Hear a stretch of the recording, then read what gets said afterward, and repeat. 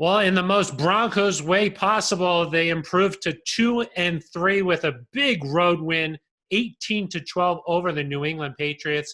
Thanks for joining us for our post-game show. I'm Phil Milani alongside Eric Delalas. Sidney Jones will be along in just a moment. But Eric, well, just your instant reaction here. What do you think about the game? Man, still breathing a little heavily after that, Phil. But, I think the Broncos for the first three quarters showed that they were the better team. It was clear that all this time off without practice really impacted the Patriots.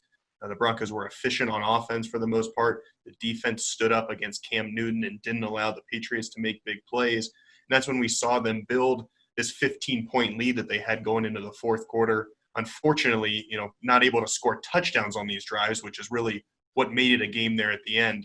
We saw Brandon McManus, of course, set the Broncos record for the most field goals in a game, but Phil just able to hold on. I'm impressed by that.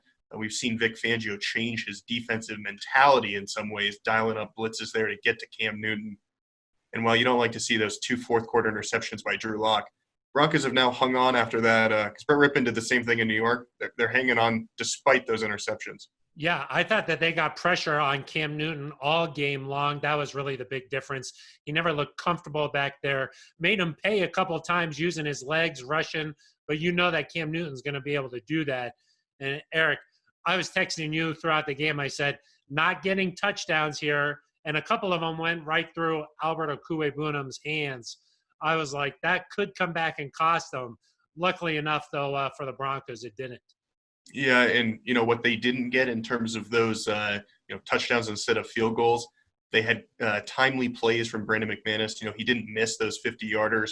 Moved into a tie with Justin Tucker for the most games in NFL history with multiple 50-plus yarders. And then, of course, Phil, the defense, that's really the unit that came up big there when they needed 3 turnovers forced by the Broncos. Bradley Chubb also had a strip sack that ended a drive that was ultimately recovered by the Patriots. But when you look back, you think, hey, an interception by Bryce Callahan, an interception by Deshaun Williams, a forced fumble by Michael Ojemudia that's recovered by Justin Simmons. Those are plays that allowed the Broncos to survive not being able to score touchdowns. Yeah, and it wasn't just McManus hitting some chip shots, like you mentioned. There were long field goals that he really came through in the clutch for the Broncos. Let's check out some of the highlights here. Eric, you mentioned the 3 forced turnovers for the Broncos. Deshaun Williams. What? How's a big man got hands like this off a Shelby Harris bat down?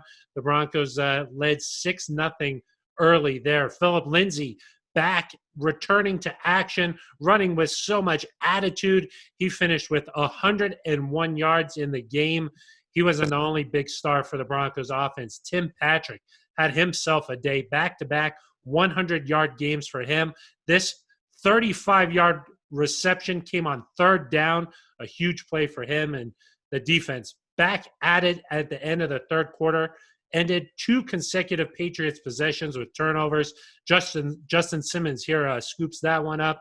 And then the next possession, Bryce Callahan, after a Simmons tip with the pick.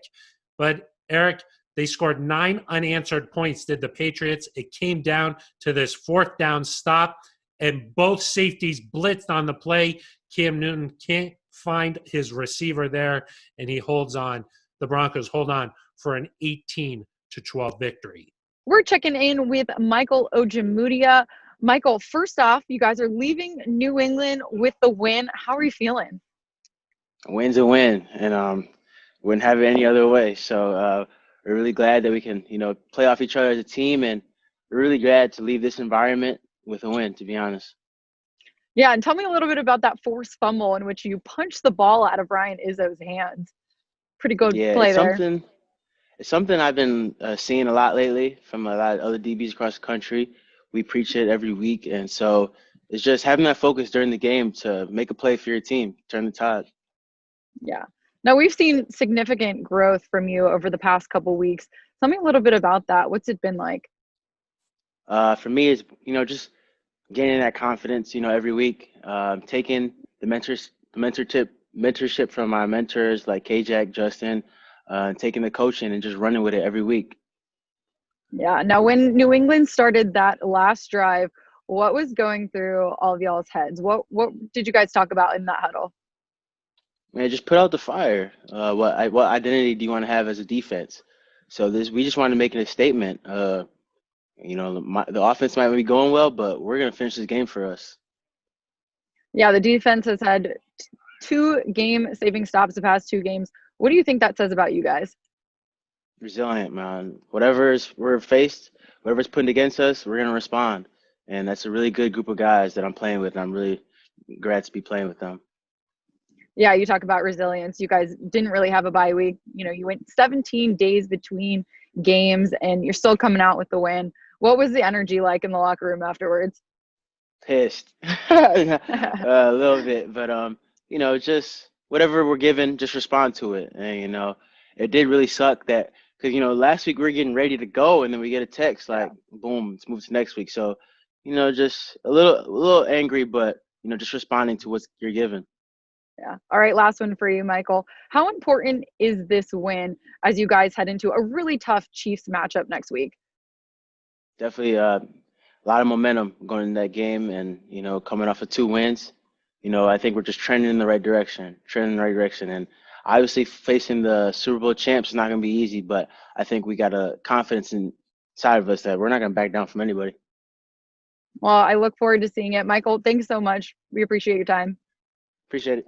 Thank you very much, Sydney. Eric, let's talk a little bit more about Drew Lock's day here. He finished 10 of 24, 189 yards. He was sacked twice, and he threw 2 interceptions.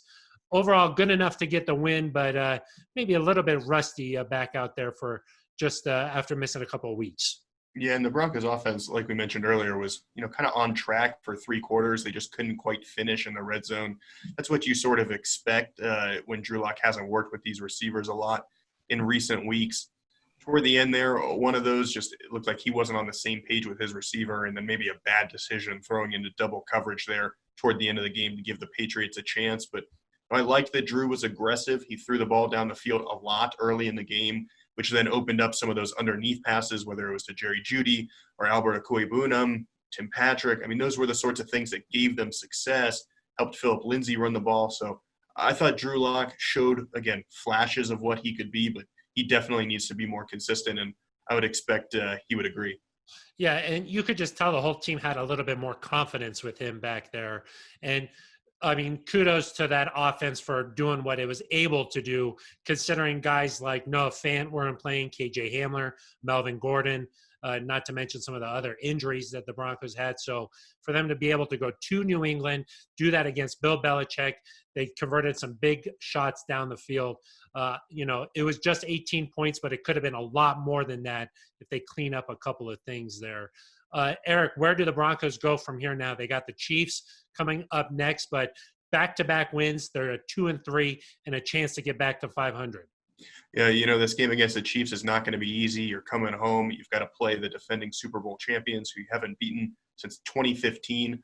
You'd expect the Broncos would get up for that one, but I think what this win does, Phil, is that regardless of what happens this weekend, with upcoming games against the Chargers, against the Falcons, you still got the Dolphins and Raiders to play here in a few weeks. The Broncos are close enough to 500 that hopefully they're able to string a couple wins together and hang around long enough to be in this postseason hunt and play some of these meaningful games that we talked about when we were previewing this game and said, hey, you just steal a win on the road in New England, everything changes. All of a sudden, Phil, it's been 17 days since the Broncos have played, but now they've got 2 wins, really rebounded from an 0-3 start.